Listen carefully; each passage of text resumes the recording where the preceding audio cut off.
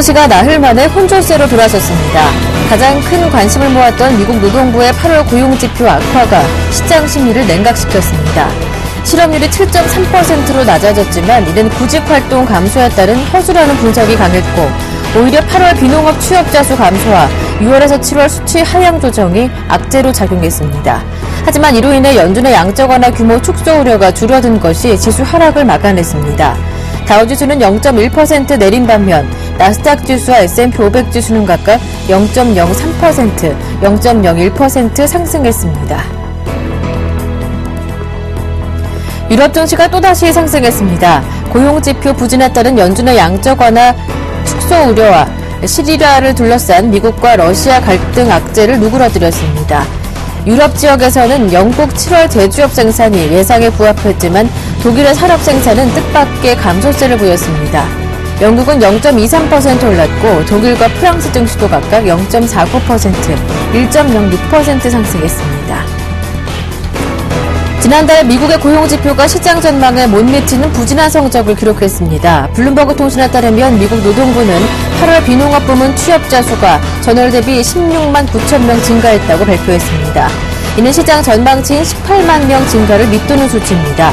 취업자 수 증가폭 둔화에도 불구하고 8월 실업률은 전월 대비 0.1%포인트 떨어진 7.3%를 기록했습니다. 이는 7.4%를 기록할 것이라던 시장 전망치를 밑돌았을 뿐 아니라 2008년 12월 이후 가장 낮은 수준을 기록했습니다. 이렇듯 미국의 8월 고용지표가 부진하게 나오면서 양적 완화의 출구 전략 시기를 저울질하고 있는 미국 연준에 어떤 영향을 미칠지 주목되고 있습니다. 미국 국채 가격이 반등했습니다. 10년 만기 국채 수익률은 전날보다 6.5bp 내린 2.933%를 기록했습니다. 앞서 10년 만기 국채 수익률은 전날 2.987%로 2011년 7월 이후 2년 2개월 만에 최고치를 기록한 바 있습니다.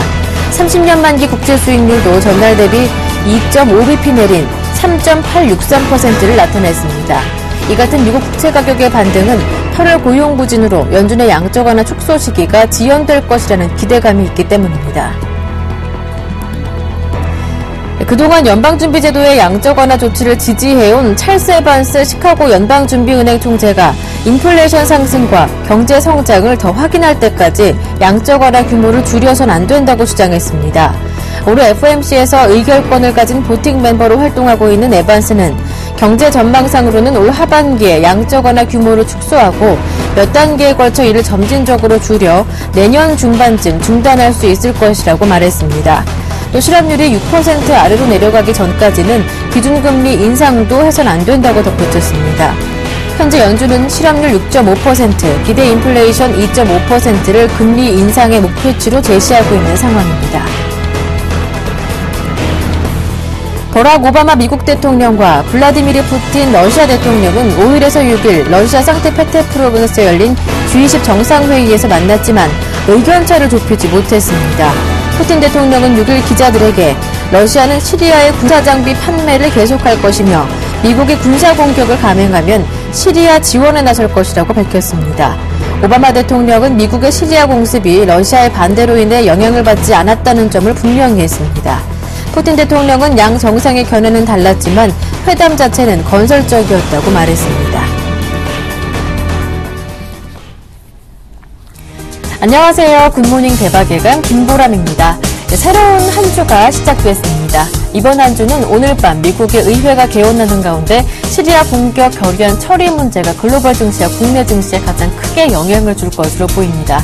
그런 가운데 지난주 6일 미국의 노동부 고용보고서가 발표됐는데요. 실업률은 7.4%에서 예상치보다 낮은 7.3%로 예상치보다 낮은 수준을 나타냈지만 비농업 부문 취업자 수가 예상보다 크게 밑도는 상황에서 양적 완화 축소 9월 FOMC에서 나올 수 있을지도 다시 한번 종 안개 속으로 들어간 모습이었습니다.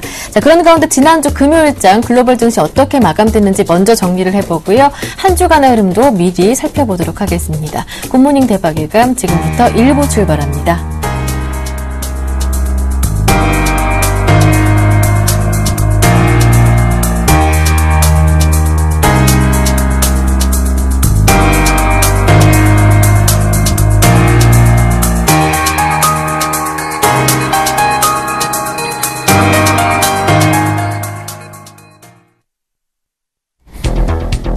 미국 고용지표가 시장 예상치에 못 미치면서 출구 전략 시기를 놓고 연방준비제도의 고민도 깊어질 것으로 보입니다.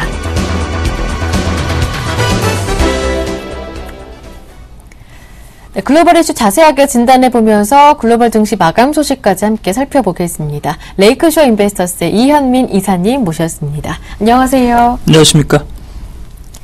네, 먼저 지난주 금요일장 뉴욕 증시, 유럽 증시 어떻게 마감됐는지부터 살펴보겠습니다. 고용지표가 나왔었는데 엇갈린 해석이 나오고 있어요. 그렇습니다. 고용지표가 좀 애매하게 발표가 됐어요. 그래서 9월에 이게 그 축소가 나올 것이다라고 아직까지는 이제 보고 있는데요. 막판에 이제 변수가 좀 하나 나왔다고 볼 수가 있겠습니다. 뉴욕 증시는 혼조세로 마감이 됐고, 유럽 증시는 상승세를 지난 금요일 날 유지는 했습니다. 다우지수가 14,922포인트, 마이너스 0.1% 소폭 하락이 됐고요. 나스닥은 3,660포인트로 0.03% 강보합 수준에 머물렀습니다. S&P 500 지수는 1,655포인트, 0.01% 역시 강보합 수준에서 지수 변동폭이 크지가 않았는데요. 앞서 앵커께서 지적하신 대로 이 8월 실업률은 7.3으로 발표가 되면서 예상치를 하회한 테이퍼링, 양적 완화 축소의 그 당위성을 부여할 수 있는 부분으로 나왔지만, 노동부의 8월 비농업 부분 일자리 수 증가율은 16만 9천 명으로 집계가 돼서 예상치 18만 명에 조금 못 미친 이런 흐름으로 나왔습니다. 이것이 이제 발표됐던 금요일 날 뉴욕 증시의 첫 반응은 채권 금리가 떨어지고 이른바 채권 가격이 강세로 돌아서고, 달러 인덱스는 큰 변동이 없었고요. 지수는 당시 상승세를 그냥 유지하는 수준에서 머물고 있다는 측면에서 보면, 시장 참여자들은 9월에 테이퍼링 가능성이 조금 떨어진 것이 아니냐, 그 가능성이 좀 줄어든 것이 아니냐라고 볼 수가 있겠습니다. 그렇지만 장 후반으로 갈수록 이런 리스크 부담에서는 자유롭지 못한 흐름이 나왔고요. 유럽 증시는 이 테이퍼링 가능성이 줄어들 것이다, 늦춰질 것이다 라는 반응으로 일단 상승세는 마감이 됐습니다. 지난주 금요일 날 영국 FTSE 지수는 0.23%가 올랐고요. 독일 닥스 지수도 0.49% 올랐고, 프랑스의 캬크 지수도 1%, 이탈리아 MIB 지수도 1.2% 그런 상승세가 나왔습니다. 전반적으로 9월 그 테이퍼링의 가능성을 놓고 설왕설래가 많았던 지난 금요일 증시라고 볼 수가 있겠습니다. 네. 미국 노동부의 고용지표 다시 한번 자세하게 짚어보겠습니다. 7.3% 정도, 그러니까 예상치 7.4%보다 0.1%포인트만 낮아져도 9월에 FOMC에서 양적 완화 축소가 나올 수 있는 가능성이 높아진다, 이렇게 점쳤었는데, 예상외로 비농업 부문 취업자 수가 많이 안 좋았습니다. 그렇다면 9월 테이퍼링 가능성 어떻게 보시는지까지 한번 짚어보겠습니다. 예, 가능성은 조금 낮아진 것은 사실입니다. 예, 그렇지만 뭐 가능성이 낮아졌다고 카드를 꺼내지 않을 수까지 있겠느냐, 이것은 이제 다소 이제 변수라고 볼 수가 있겠는데요. 그래서 현재 그 뉴욕 증시나 월가나 주요 투자은행들이 전망하는 부분은 9월에 꺼내긴 하겠지만, 그 테이퍼링 축소, 양적 완화 축소 규모는 상당히 조금 줄이는 수준에서 머물지 않겠느냐는 것이 현재 대다수 중론이라고 볼 수가 있겠습니다.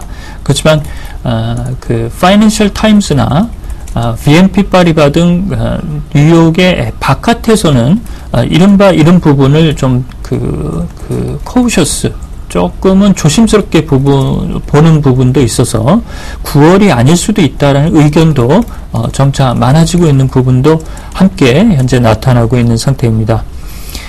전반적으로 보면 이제 그 바로 직전 월의 수치로서는 다소 좀 부진하게 발표가 됐습니다. 그렇지만 비농업 부문의 일자리 수 1월부터 8월까지의 평균 수치를 보면 19만 명 수준은 현재 유지를 하고 있고요. 미국의 GDP 성장률도 1분기 대비 2분기 때 상당히 현재 선전을 하고 있는 이런 흐름으로 보면, 경기가 돌아서고 있는 것은 현재 미국 경기를 바라보는 중론이라고 볼 수가 있겠습니다. 현재 변수 하나는 지난번 그 메파 쪽으로 돌아섰던 찰스 에반스 총재가 지난 금요일날 그 연설이 있었는데요. 그동안 연말쯤에 실업률이 7.2에서 7.3 정도 도달할 것이다 라고 얘기를 했고 9월에 양적 완화 축소를 해야 된다는 입장에서 7% 이하로 실업률이 들어가기 전까지는 양적 완화 기조를 유지해야 된다는 비둘기파적인 입장으로 돌아섰습니다. 이렇게 보면 현재 테이퍼링을 찬성하는 이번 그 보팅 멤버 의결권을 가지고 있는 부분은 보스턴 총재와 캔사스시티 총재고요. 좀 전에 이제 찬성 입장에서 반대 입장으로 돌아섰기 때문에 시카고 총재와 세인트루이스 연방은행 총재는 현재 반대 입장이라고 볼 수가 있겠습니다. 가장 현재 의결권의 비중이 높은 윌리엄 더들리 뉴욕 연방은행 총재는 유보적인 입장인데요. 이렇게 보면 찬성이 2표, 반대가 2표, 중립이 1표 정도로 이렇게 볼 수가 있겠습니다. 따라서 역시 버네키 의장과 옐런 부의장의 스탠스가 어떻게 나오느냐, 이 부분이 굉장히 중요할 것으로 보이는데요. 그렇지만 변수 하나는 이제 9월 연방은행 FOMC 회의가 끝난 이후에 아마도 오바마 대통령이 차기 수장을 제명할 것으로 보입니다. 9월에 FOMC 회의 이후에 공식 기자회견이 있기 때문에 시점상으로는 여전히 9월에 일을 시작하는 것이 낫지 않느냐, 이런 의견들이 아직까지는 높다고 볼 수가 있겠습니다. 네, 일단은 일주일 정도 앞으로 다가왔습니다. 미국의 9월 FOMC에서 과연 테이퍼링 결정이 나올 수 있을 것이냐, 예측하기 좀 많이 어렵게 진행이 되고 있는 상황입니다. 이어서 지난주 폐막된 G20 회의의 공동 성명서 내용을 한번 살펴보겠습니다. 미국도 선진국들의 출구 전략은 점진적인 이행을 해야 한다라는 점에는 공통적인 합의가 이루어졌지만 시리아 관련해서는 이견이 뚜렷했습니다. 그렇습니다. 처음에 회담 분위기도 시리아 문제를 공식 의제로 넣자. 네. 러시아 푸틴 대통령이 이런 얘기를 하면서 네. 전반적으로 시리아 문제 때문에 다른 의제들이 좀 묻히는 이런 부분이었는데요. 이틀째 회의에서는 여러 글로벌 경제 이슈들을 망라한 얘기들이 많이 나오게 됐습니다. 여기서 이제 G20 주요 정상들은 연준이 출구 전략을 시행하더라도 이것이 이제 신흥국이나 다른 여타 국가들에 미칠 수 있는 영향이 크기 때문에 매우 조심스럽고 점진적으로 해야 된다라는 목소리를 높였습니다. 우리나라 박 대통령도 이런 부분에 대해서 자기 의견을 톡톡히 개진을 하셨는데요. 이런 점을 오바마 대통령이 수용을 했습니다.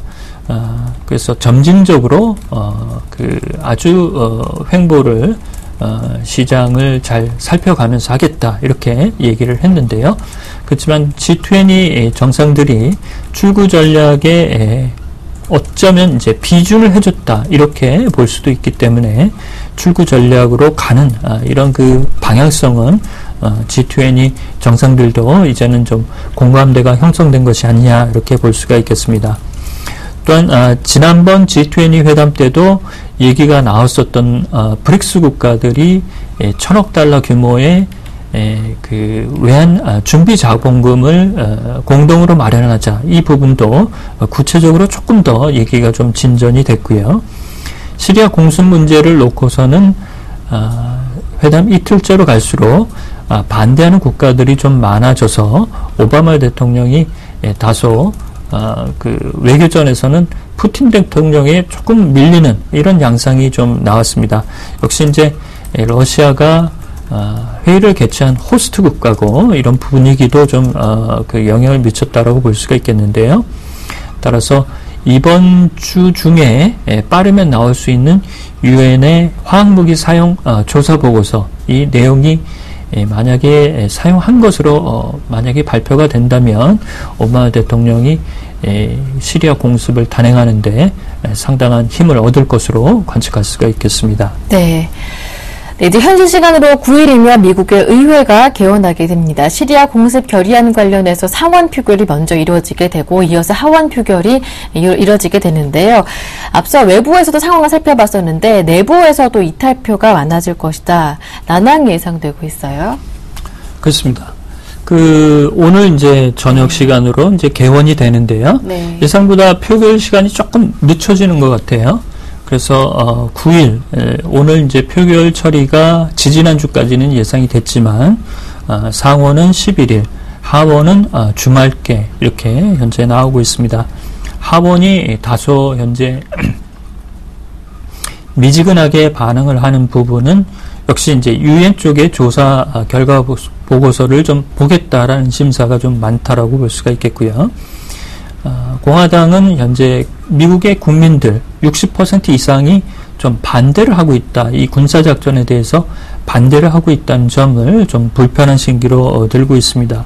따라서 상원은 무난히 통과가 비준이 나올 것으로 보이지만 하원이 이제 변수가 될 텐데요.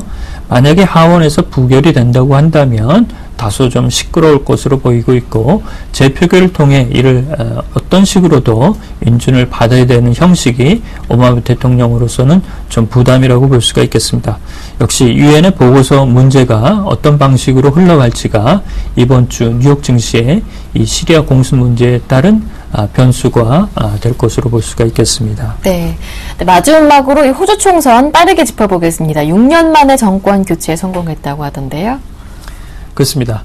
노동당이 6년 만에 패했는데요. 네. 역시 길라드 총리하고 현재의 케빈 러드 총리 경기가 좀 이렇게 떨어지는 것을 잘 방어하지 못했던 것이 야당에게 표를 좀 뺏긴 이런 부분이라고 볼 수가 있겠습니다. 자유당의 토니 에벗 당수가 승리를 했습니다. 자유당은 국민당과 야당 연합으로 이제 새로운 정권에 참여할 수 있는 호기를 맞았다라고 볼 수가 있겠고요. 지난 7일날 총선이 치러졌고 150표 중 88표가 야당 연합으로 들어갔습니다. 노동당이 55석을 확보했습니다. 이런 부분에서 보면 야당이 선전한 것보다는 여당이 못했기 때문에 야당에게 표를 좀 내준 것이 아니냐라는 것이 현지 분석이라고 볼 수가 있겠고요. 이 새로운 총리는 보수화 경향이 상당히 짙어질 것으로 예상을 하고 있습니다. 또한 광산세나 탄소세를 폐지하겠다는 이 공약도 있어서 상당히 호주의 정가가 보수적으로 돌아서는 이런 분위기가 감지된다는 것이 이번 총선의 분위기라고 볼 수가 있겠습니다. 네. 말씀 잘 들었습니다. 지금까지 레이크쇼어 인베스터스의 이현민 이사님과 함께했습니다. 고맙습니다.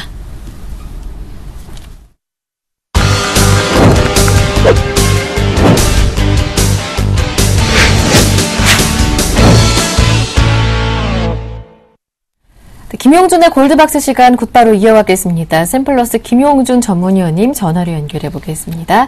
안녕하세요. 네, 안녕하세요. 자, 어제 코스피가 지난주까지 주간 기준 한 1.5% 정도 올랐습니다. 장중에는 금요일장에서 1960선까지 올라서기도 했었는데요. 외국인들의 매수가 꾸준하게 이어지고 있습니다. 다만 박스권 상단에 도달하면서부터 외국인과 기관의 동향이 엇갈리게 나타나고 있는데요. 이제 이번 주에는 만기일도 예정이 돼 있고요. 시리아 문제 가장 크게 치달을 것으로 보입니다. 국내 증시 흐름 어떻게 전망하시는지요?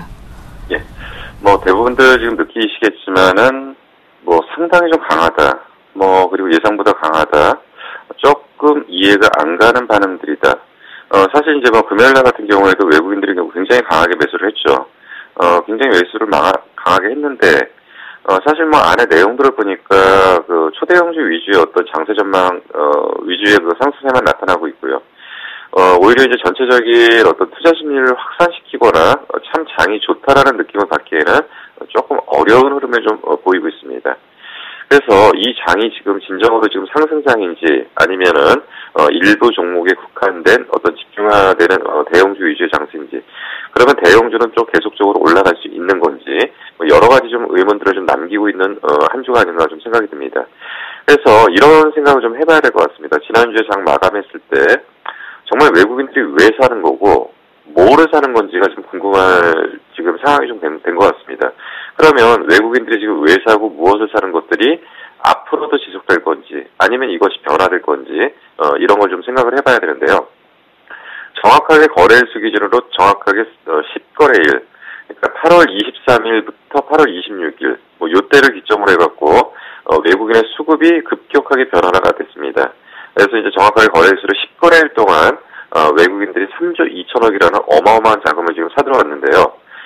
대외적인 여건이 그렇게 썩 넉넉지는 않은데 일단 뭐 명분은 그 글로벌 증시 쪽에서 그래도 한국이 가장 매력적이다는 이유, 선진국 증시가 부담스럽고 신규 이머징 마켓 시장이 부담스럽다는 측면에서 외국인들의 매수는 일정 부분은 이해가 됩니다. 근데 외국인들이 지금 집중적으로 10거래일 동안 산 거에서 반 정도의 자금은 어디에 지금 다 집중되어 있냐면 삼성전자, 현대차, 기아차입니다. 삼성전자가 거의 1조 정도를 사들였고요. 그러니까 현대차가 한 3천억 정도, 기아차가 한 2천억 정도. 근데 내용들을 따져보면 삼성전자가 하락하면서, 정확하게 하락하면서 지수가 조정을 좀 받았던 거죠. 그게 이제 6월 초 정도인데 6월 초 때 지수가 하락했던 이유가 있었고요. 현대차하고 기아차는 지금 이제 세무조사라든가 아니면은 그 대외적인 무역 요건, 그러니까 원달러 환율과 엔달러 환율의 방향이 자동차에 좀 그 자동차에 편안한 환경은 아니다. 거기다가 이제 노사협의가 완전히 지금 합의된 것도 아니고 아직까지 불확실성이 여러 가지 내포가 돼 있는데도 불구하고 엄청나게 사들이고 있다. 이 부분에 대해서는 좀 고민을 좀 해봐야 될 것 같고요. 다만 이제 조금 이제 그 외국인들이 추세적으로 바닥권에서 중장기적으로 좀 끌어올리는 종목이 좀 있었죠. 뭐 한국전력이라든지 삼성중공업, 그리고 LG유플러스, 삼성SDI, 한라비스테온 뭐 이런 것들은 지수와 좀 무관하게 외국인들이 지속적으로 좀 관심을 갖는 종목이라고 일단 볼 수가 있습니다. 그래서 지금 이 외국인들의 그 매매 방향, 그러니까 삼성전자하고 현대차하고 기아차를 놓지 않는 이상은 지수는 크게 흔들리지는 않을 것 같습니다. 다만 이것이 얼마나 더 많은 양으로 지금 사들일 건지, 그리고 조정을 얼마나 받을 건지 뭐 이런 부분들을 좀 지켜봐야 될 것 같고요. 지금 조금 의아한 부분에서 그 바닥권에서 외국인들이 좀 관심을 갖는 종목이 있습니다. 좀 특이한데요. 지금 바닥권에서 그 외국인들이 관심을 갖는 종목 중에서는 증권주가 좀 눈에 띕니다. 증권주 중에서 삼성증권하고 대우증권 이쪽의 움직임이 외국인들이 연속적인 어떤 매수를 보이면서 좀 견조한 모습들을 보이고 있습니다. 요거에 대해서는 내용을 조금 더 점검을 해봐야 되겠지만 외국인들이 지금 증권주 업황이 좋지 않음에도 불구하고 삼성과 대우에 대해서 관심을 갖고 있는 것은 약간은 의외의 반응이라고 일단 보여집니다. 그리고 이제 기타 쪽에서 이제 외국인들이 좀 관심을 갖고 있는 쪽은 두산인프라과, 현대일포조선, 금호석유, 현대상선 정도입니다. 이 정도는 다들 내용들은 어느 정도 아실 거고요. 그래서 이쪽이 이제 그 향후에는 조금 더 아무래도 초대형주보다는 스윙의 측면에서는 지수가 반등을 한다고 하면 유리한 구간으로 접어들 가능성이 좀 상당히 크다라고 일단 볼 수가 있습니다. 자, 하여튼 외국인들의 움직임은 우리가 모르는 뭔가가 좀 있을 것 같으니까 조금 더 지켜보도록 하고요. 이번 주에 시장에 그 변수를 미칠 만한 요소들을 좀 점검을 해야 됩니다. 그래서 이번 주에는 최대 이슈가 일단은 선물 옵션 만기입니다. 선물 옵션 만기가 안 중요했던 때가 없지만 그래도 사실은 선물 옵션 만기가 대부분은 변화 없이 그냥 마감되던 것들이 상당히 많았는데 요번에는 외국인들이 분명히 그 칼을 쥐고 있는 쪽이죠. 그렇기 때문에 이들의 반응이 어떻게 나올 거냐, 선물 옵션 만기주에. 그래서 이제 선물 옵션 만기주에서 만약에 외국인들이 그 선물 옵션까지의 결제 이후 방향을 틀어버릴 수도 있는 거기 때문에요. 일단 선물 옵션 만기주는 요번 주에 의미하는 바가 굉장히 큽니다. 그래서 아마도 예측컨대 선물 옵션 만기까지는 지수의 어떤 별다른 큰 위아래의 충격은 좀 없을 것 같고요. 제한된 등락을 보일 가능성이 좀 상당히 크다.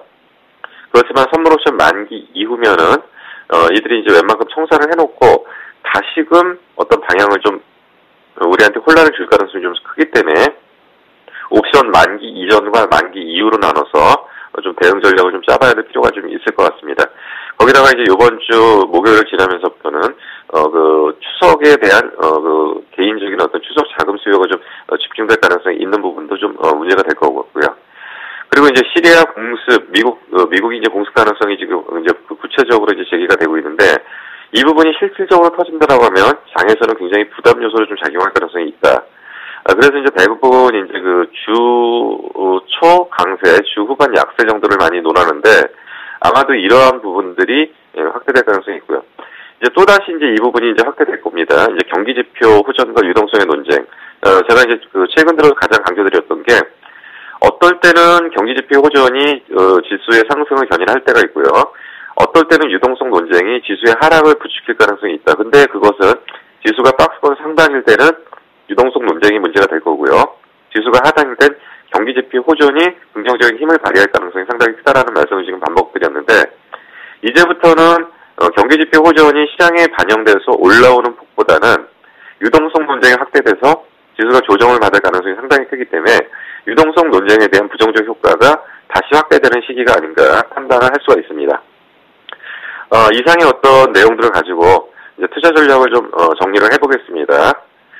앞부분에서 분명히 말씀드렸을 때 현재의 장세는 삼성전자, 현대차, 기아차가 조정받기 전까지는 지수가 큰 폭으로 조정받을 가능성 상당히 크지 않다. 그러니까 삼성전자, 현대차, 기아차가 상승세를 유지한다라고 한다면 지수의 큰 폭의 조정은 없다라고 일단 보시고요.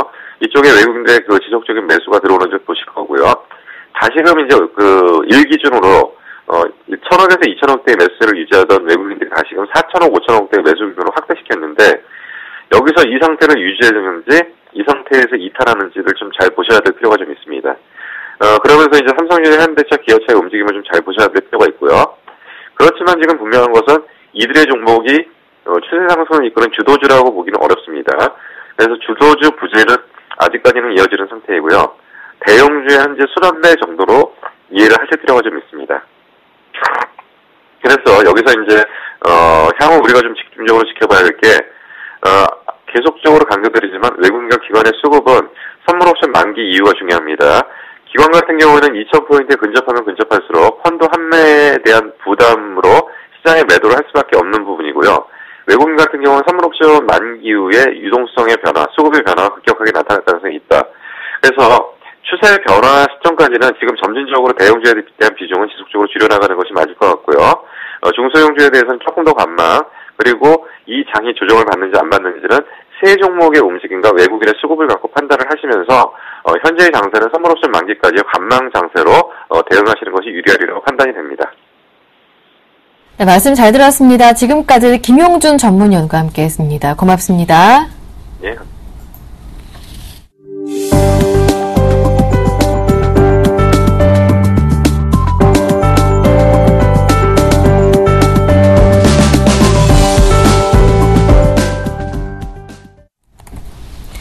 오늘장 전략 시간 함께하겠습니다. 매주 월요일은 한 주간 예정된 경제지표 일정들 모두 미리 점검해보면서 시장 흐름까지 전망해보는 시간 함께 마련하고 있는데요. 유스탁의 유창희 대표님 모셨습니다. 안녕하세요. 안녕하십니까. 먼저 지난 한 주간 국내 증시 흐름부터 정리해 보겠습니다. 코스피가 주간 기준 1.5% 정도 올랐고요. 장중에는 1960까지 찍어보는 모습이었는데 지난주 이 시간을 통해서 2000까지 열어두셨었어요. 네, 일단은 지금 외국인 긍정적인 수급에 의해 가지고 지수가 올라왔고 또 경제지표도 좋게 발표가 되고 있다는 거. 그래서 시장이 좀 우상향하고 있는 추세가 이어져 가고 있고요. 일단 지난주에 코스피 1940포인트 저항 돌파를 시도를 하면서 마감이 됐고요. 2000포인트 한 두세 달 만에 다시금 이제 2000포인트에 대한 희망이 좀 싹 트면서 시장이 한 주를 마감했다는 부분들. 그리고, 코스피 시장은 상당히 좋은 모습을 띠고 있지만 여전히 코스닥 시장은 좀 지지부진한 모습이 좀 더 이어지고 있었던 한 주가 아닌가 생각을 하고 있습니다. 네. 자, 이제 이번 한 주간 예정되어 주요 경제 일정들 짚어보겠습니다. 정리 부탁드릴게요. 네, 이번 주는 지난주 대비해서는 경제지표 발표가 조금 적은 편인데 그래도 이번 주에 좀 중요한 것들 좀 보신다라면은 오늘 같은 경우 이제 일본 2분기 GDP 확정치가 발표를 앞두고 있고요. 그리고 이제 어저께 발표가 된 건데 중국 이제 경제 수지 동향 흑자 그 부분도 체크하셨으면 좋겠고, 그리고 이제 중국의 8월 소비자 물가지수 그리고 8월 생산자 물가지수 발표가 오늘 내일 아마 이틀 연속해서 발표될 겁니다. 그리고 이제 미국 7월 소비자 신용지수 발표를 앞두고 있고요. 내일 같은 경우는 중국 8월 소매 판매 지수 결과가 발표를 앞두고 있고요. 9월 11일 수요일에는 미국 주가 MBA 주택 신청 건수 그리고 7월 도매 재고 결과가 발표가 되고요. 목요일이 이제 좀 중요한데 미국 주간 신규 실업수당 청구 건수하고 미국 8월 연방 재정 수지 결과치가 나오고요. 금요일에는 이제 미국 8월 생산자 물가 지수하고 미국 8월 소매 판매 그리고 미국 9월 미시간대 기대지수하고 미국 7월 기업 재고지수가 발표를 앞두고 있습니다. 네, 그렇다면 이번 주 국내 주요 일정들 가운데서 어떤 일정도 중요하게 살펴보면서 이번 주 흐름을 살펴봐야 할 것인지 주간 흐름까지 모두 전망해 보겠습니다. 지난주 금요일 같은 경우 우리나라 증시가 좀 상승을 좀 했었고, 예. 외국인이 강하게 추가적으로 매수가 들었던 게 GDP 상승률이거든요. 목요일에 발표가 됐던. 그래서 이제 그런 부분들이 이제, 일본 같은 경우 오늘 이제 2분기 GDP 발표를 앞두고 있는데, 이게 상당히 좋게 나오냐, 안 좋게 나오냐. 좋게 나온다면 우리나라는 또 반대로 악재가 될 수 있기 때문에 좀 체크를 해보셨으면 좋겠고요. 그 다음 이제 중국 경제수지 동향, 요 부분도 체크를 하시면 좋겠고, 중국 8월 소비자 생산자 물가지수 동향도 좀 지켜봐야 될 게 아닌가 생각을 하고 있고요. 미국 7월 소비자 신용지수하고 중국 8월 소매 판매 지수 상당히 중요하다는 부분들. 그리고 이제 목요일부터 좀 중요한데요. 미국 주간 MBA 주택 신청 건수하고, 그리고 주간 신규 실업 수당 청구 건수, 하고 8월 연방 재정 수지 좀 관심 있게 보셨으면 좋겠고, 목요일에는 이제 미국 8월 생산자 물가 지수하고 미국 9월 미시간대 기대 지수를 좀 중요하게 보면서 대응할 필요가 있지 않을까 생각을 하고 있습니다. 네, 이제 1950선 위에서 이제 한 주를 시작하게 됐는데 만기일도 말씀해 주셨다시피 목요일에 예정이 돼 있는 상태고요. 이번 주간 흐름 어떻게 보시는지요? 이번 주는 이제 경제 지표 결과보다는 네. 지난주까지는 경제 지표 결과에 의해서 주가가 등락을 거듭했다라면 이번 주는 그것보다는 이제 정치적 이벤트로 네. 변동성이 장세가 좀 발생될 가능성이 높지 않을까 생각을 좀 하고 있고요. 일단 주 초반에는 뭐 중국 경제 지표 결과에 대한 이제 반응, 그리고 주 후반에는 미국 경제 지표를 예의주시해야 되겠지만, 일단 제일 중요한 거는 미국 시리아 전쟁 참여 가능성 여부가 이번 주에 발표를 앞두고 있다는 것이죠. 또 이게 주 후반에 결정이 날 가능성이 높은데, 또 그때가 되면 우리나라가 선물옵션 동시만기라고 겹칠 가능성도 높다라는 거. 그래서 요걸 좀 관심 있게 보셨으면 좋겠고요. 외국인의 매세 유입 여부를 좀 보셨으면 좋겠고요. 외국인의 매세 유입 여부도 중요하겠지만, 선물을 중심으로 해서, 어쨌든 이제 우리나라 같은 경우 외국인 수급의 동향을 보신다라면은, 매월 옵션 만기일이든 선물 옵션 동시 만기일이든 만기를 전후로 해가지고 수급이 좀 변화가 되는 걸 우리가 엿볼 수가 있다는 것이죠. 그래서 거기서 가장 큰 힌트를 줄 수 있는 건 외국인 선물 수급이다. 선물이 좀 강하게 유입이 좀 제 생각에는 생각보다 좀 과도하게 들어왔던 부분도 있다, 단기간에. 그래서 네. 이러한 부분들이 어떻게 변화가 되는지 여부를 좀 보실 필요가 있다고 생각을 하고 있고요. 지수를 보신다라면은 코스피 같은 경우는 일단은 1950포인트 전후로 해서 뭐 제가 보기에는 한 1930포인트대까지는 일시적인 조정이 나온다고 하더라도 큰 문제될 건 없다라고 생각이 들고 있고요. 그리고 이제 여기가 만약에 안착이 성공이 된다라면은 2000포인트까지는 그냥 쉼 없이 올라갈 수도 있다. 뭐 그래봤자만 2% 내외에 있는 지수대이기 때문에 그 부분 확인하셨으면 좋겠고요. 만기 지수 같은 경우는 1970포인트, 한 75포인트 전후로 해가지고 지금 예상하고 있다라는 거 보시면서 대응할 필요가 있다라고 말씀드리고 싶고요. 좀 제일 안타까운 게 이제 코스닥 지수죠. 코스닥 같은 경우는 여전히 한 30포인트 중심으로 해서 변동성 장세가 나올 거라 말씀드렸는데, 그러한 모습이 지난주에 연출이 됐고요. 제가 보기에는 이제 만기 이후에 코스닥 시장을 좀 볼 필요가 있다. 그러니까 그 전까지는 지금과 같은 모습, 수렴이 좀 더 이어질 수 있을까 생각을 하고 있고요. 코스닥 외국인 수급 동향 좀 체크를 하시면서 이번 주를 좀 대응하실 때는 삼성전자하고 자동차주의 추가적인 상승이 얼마나 나올 수 있는지, 특히 삼성전자가 중요한 변곡의 위치에 놓여 있기 때문에 여기서 추가적인 상승세를 좀 보여줄 수 있는 여부를 좀 보셨으면 좋겠고요. 또 지난주에 좀 시장이 상당히 좋게 움직였음에도 불구하고 경기 방어주가 할 수 있겠죠. 제약주라든지 음식료 업종군들이 지난주 후반에 좀 대거 무너지는 모습을 띄었기 때문에 이들 종목군들의 이제 하반 경직성이 나올 수 있는지 여부를 좀 체크하셨으면 좋겠고, 그다음 이제 에너지주의 변동성 장세도 좀 열어놓고 대응할 필요가 있지 않을까 생각하고 있습니다. 네, 지금까지 유창희 대표님과 함께했습니다. 고맙습니다.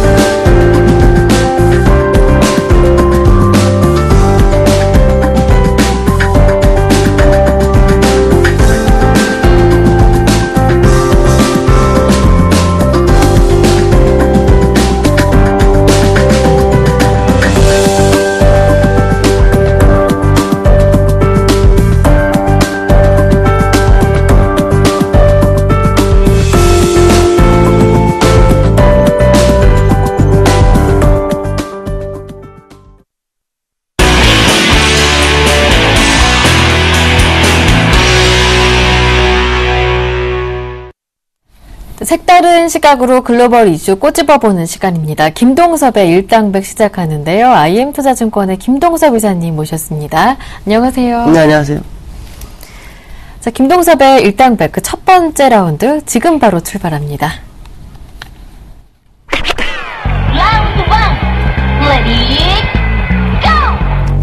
G20 정상회의에 참석한 회원국 정상들은 6일 공동선언문에서 미국 등 선진국의 양적 완화를 점진적으로 축소하기로 합의했습니다. 네, 6일에 있었던 미국의 노동부 고용지표도 엇갈리게 나타나면서 다시 한번 이 오리무중으로 들어갔습니다. 미국의 9월 테이퍼링 가능성 한번 살펴보고 싶은데요. 버냉키 회장과 몇몇 위원들은 이미 9월에 마음을 굳혔다라는 보도도 봤었거든요. 어떻게 보시는지요? 테이퍼링을 G20 정상회담에서 얘기해서 점진적 축소를 하겠다. 정상과는 상관이 없습니다. 네. 이 결국은 FRB 의장이나 FRB 의원들의 정책적인 부분이지 정부가 관여할 수 있는 사항은 아니죠. 그렇지만 이제 어느 정도 조언을 구할 수는 있겠죠. 근데 중요한 것은 뭐냐면 양쪽 하나 축소가 이제 다음 주에 이제 결정이 날 텐데 시장에서는 한 150억 불에서 50억 불. 그러니까 50억 불 단위로 잘라서 50억 불을 줄일 거냐, 100억 불을 줄일 거냐, 150억 불을 줄일 거냐. 이 정도로 좀 나눠지고 있는 것 같은데요. 근데 양쪽 하나 축소를 하는 데 있어서 문제가 여러 가지가 있죠. 지난주 금요일 날 나왔던 실업률에 있어서 1차적으로 문제가 있습니다. 실업률에서 어떤 문제가 있었냐면은 구직을 포기한 자가 266만 명 정도가 나오면서 퀄리티가 떨어지는 상황이다. 그러니까 실질적으로 구직 포기하기 때문에 실업률 산정이 안 됐다라는 거죠. 그래서 네. 그것이 산정 안 됨으로써 이제 7.4%까지 떨어지는 문제가 발생하기 때문에 FRB 의원들 입장에서는 상당히 이제 부담이 되는 거죠. 왜냐하면 6.5% 수치상으로는 점점 내려오는 것은 사실이지만 내용이 떨어지기 때문에 시장에서 우려가 커지고 있다라는 부분이 1차적으로 부담으로 다가올 것이고요. 두 번째로는 시리아 공습에 대해서 오바마 대통령이 끊어놓지 않고 있어요. 이번 G20 정상회담에서 많은 국가가 반대하고 있어요. 특히 시리아 공습이 단기전에 끝나려면은 중국과 러시아의 지지가 필요한데 러시아의 푸틴 대통령은 지난번에 우리도 공습에 참여할 수 있다라는 얘기를 해놓고는 G20 정상회담에서는 거꾸로 얘기했거든요. 시리아를 건드리게 되면은 우리도 시리아를 지원할 수 있다. 지원하겠다라는 식으로 했기 때문에 오바마 대통령 상당히 좀 부담이 되는 그런 상황이 됐고요. 특히 독일 메르켈 총리도 역시 시리아 공습을 반대하는 상황이 발생하고 있다는 거죠. 제가 왜 이 말씀을 드리냐면은 연준 입장으로서는 이러한 부분들을 감안해야만이 되는 그런 상황이라 그러면 어쩌면 양쪽 하나가 제가 옛날에 얘기한 것처럼 올해는 안 할 수도 있다. 연말이나 내년으로 넘어갈 수 있는 부분도 있지 않느냐라는 부분을 좀 생각해야 되지. 하고 시장을 접근해야 되지 않나 이렇게 판단이 쓰고 있고요.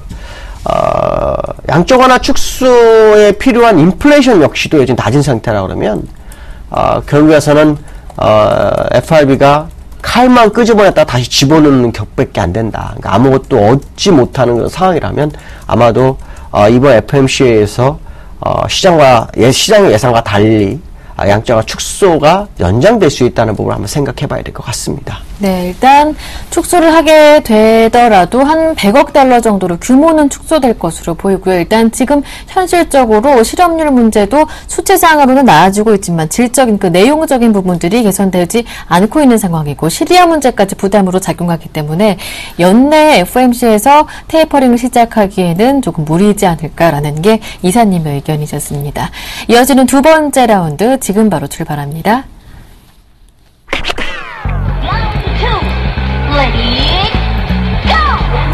시리아 사태와 관련해 오바마 정부는 지지세를 키워가려 애쓰지만 국내외 반응은 부정적이거나 미온적이어서 난항이 예상됩니다. 네, 시리아 문제가 이제 미국의 군사 개입 가능성 때문에 경제 변수로 떠오르고 있습니다. 그런 가운데 앞서도 말씀해 주셨지만 외부에서도 동의를 많이 얻지 못했고요. 이제 9일이면은 미국의 의회도 개원을 하게 되는데 내부에서도 이탈표가 만만치 않을 거라고 하더라고요. 지금 상원 외교위원회에서 지지가 나온 건 사실인데요. 네. 문제는 뭐냐면 이 의원들의 본회의를 가서 어떤 결과가 나올 것이냐에 대한 부분인데 상황 같은 경우에도 지금 그 여론에 나오는 거에 의하면 약 4분의 1 정도 찬성하고 4분의 1은 반대하고 절반은 이도 저도 아닌 상황이라고 하죠. 하원은 더 심하다고 하죠. 그럴 때 실제로 이 공습을 할 수 있는 상황이 전개될 것이냐에 대한 부분을 한번 생각해 봐야 될 것이고요. 이것이 이제 여론의 질타를 받는 상황. 특히 미국이 그 이달의 예산안 문제라든가 정부적 상황 문제를 해결해야 되는 그런 판국에 시리아를 공습하겠다는 것은 상당히 좀 부담을 다할 것이다라는 부분. 특히 앞에서 말씀하신 러시아가 시리아 편에 서게 된다 그러면은 이번에 공습은 중동이 정말 화약고가 터지는 그런 불상사가 이루어질 수도 있다라는 생각을 해봐야 되지 않을까. 결국에서는 오바마 대통령이 이번을 통해서 외교력이라든가 아니면 레임덕에 대한 부분을 정확하게 확인할 수 있는 전제가 될 수 있다라고 판단해야 될 것 같고요.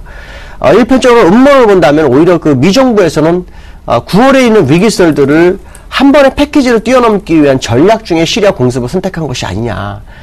여기서 이제 패키지라는 것은 다른 거 없습니다. 정부 예산안을 공화당과 쉽게 해결하는 방법, 아니면은 정부제 상환 문제를 해결하는 방법, 또 양적완화 축소 문제가 시장에 악재로 작용하지 않게 하기 위한 전략을 구사하는 과정 속에 시리아 공습이 나왔을 수도 있고요.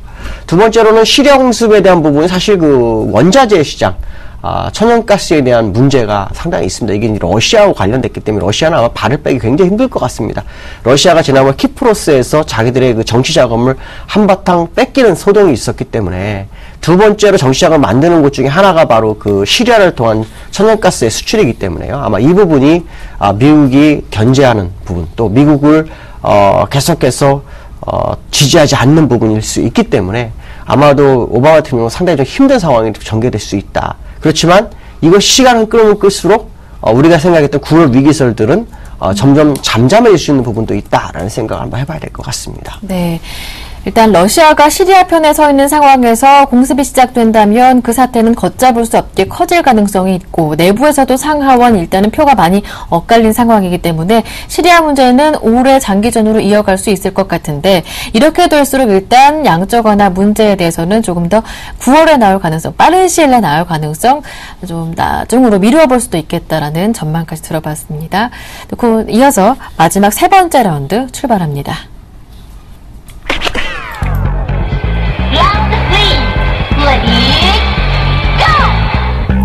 미 연준의 점진적 양적 완화 제도에 신흥시장이 연일 타격을 입는 가운데 미국 경기 회복세가 신흥국에 오히려 도움이 될 것이라고 스탠다드 차타드 최고 재무 책임자가 주장했습니다.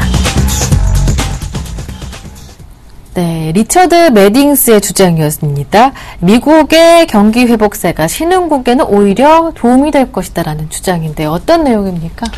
제가 볼 때는 가능성은 있습니다. 네. 근데 이제 당장은 아닌 것 같고요. 네.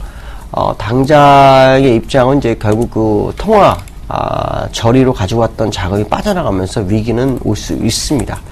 그렇지만, 한 장기적으로는 충분히 가능하다. 왜냐면, 미국이라든가 유로존이라든가 경기 회복이 오는 그런 상황이 발생하면, 결국 그들을 고객으로 한 수출이라든가 이런 비중이 굉장히 커질 수밖에 없기 때문에, 나중에 가서 수혜자가 될 수 있는 부분이 충분히 있다는 거죠. 물론, 개별적인 나라의 상태에 따라 좀 틀릴 수 있다라는 생각을 한번 해봐야 될 것 같고요. 그렇지만 양적완화 축소라든가 이런 부분들이 신흥국에 영향은 충분히 줄 수 있는 부분은 있습니다. 그렇지만 이번 G20 정상회담에서도 브릭스에서 약 기금을 1,000억 불 정도를 만들어서 신흥국 위기를 좀 모면하기 위한 전략을 구사하는 거 봤을 때는 신흥시장의 위기가 그렇게 크게 번지지 않을 수 있는 부분 또한 생각을 해봐야 될 것 같고요. 과거에 1996년도에 아시아 위기가 왔을 때 문제였던 것 중에 하나가 두 개가 있는데 하나는 단기 외채와 외환보유고의 문제인데 이 부분도 역시 그때를 교훈 삼아서 외환보유 같은 건 상당히 크죠. 물론 이제 단기 외채가 좀 많은 것이 아시아 브릭스 국가들이 상당히 위험한 것은 사실이지만 현재 시장 상황을 봤을 때는 위기는 충분히 극복이 될 수 있다. 그래서 SC 이사가 말한 것처럼 신흥시장이 결국에서는 수혜를 받을 수 있는 것은 열어두고 봐야 된다. 그러나 단기적으로 약간 고민될 수 있는 부분 또한 있다라는 생각을 해야 될 것 같고요. 그런 부분들을 투자가들이 피해가기 위해서 아마 우리나라라든가 경상주지 흑자국을 상대로 투자가 이루어지는 것이 아니냐라는 생각을 해봐야 될 것 같습니다. 네. 미국의 경기 회복세가 신흥국 아시아 시장에 도움이 될 것이다라는 주장에 대해서 짧은 시각으로 봤을 때는 아니겠지만 조금 더 긴 시각으로 접근했을 때는 동의한다라는 게 김동섭 이사님의 의견이셨습니다. 네, 지금까지 IM투자증권의 김동섭 이사님과 함께했습니다. 고맙습니다. 네, 감사합니다. 굿모닝 대박 예감 1부 순서 여기에서 마무리하고요. 저는 잠시 뒤 2부로 오겠습니다. 고맙습니다.